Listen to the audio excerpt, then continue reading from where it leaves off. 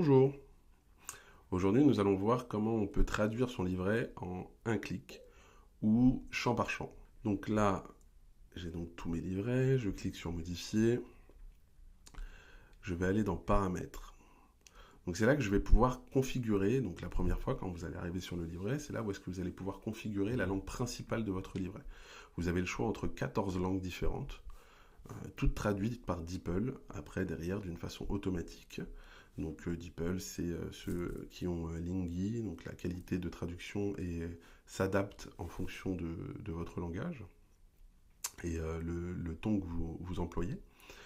Vous avez la possibilité de choisir parmi ces 14 langues pour 8 langues secondaires. Donc c'est là où est-ce que vous allez choisir. Donc par exemple là, je vais rajouter le néerlandais et le turc.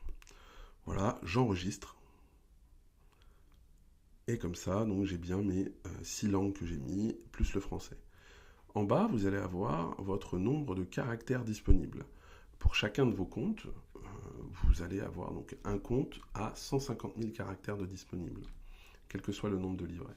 À chaque fois, vous allez utiliser des crédits de traduction et vous allez voir votre compteur diminuer.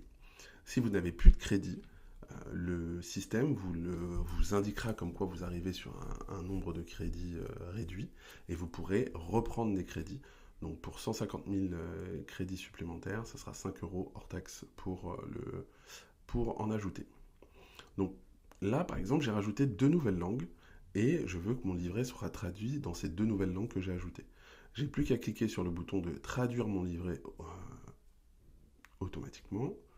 Donc là, mon livret est en train de se traduire. Donc la traduction a été effectuée, elle est en cours parce que vous avez quand même pas mal de modules et donc il faudra les traduire. Donc par exemple, pour le voir, je vais aller dans Information d'arrivée.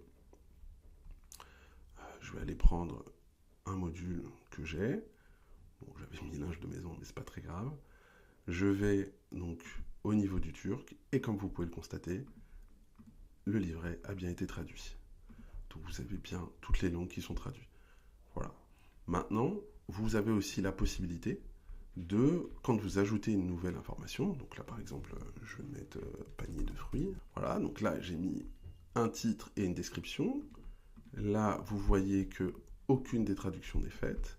Vous avez la possibilité sur ce champ, au lieu de repasser sur la traduction totale du livret, de cliquer sur le bouton de traduction auto de la totalité du champ. Vous allez voir les ronds en vert et toutes les traductions donc ont été faites en cliquant seulement sur ce bouton.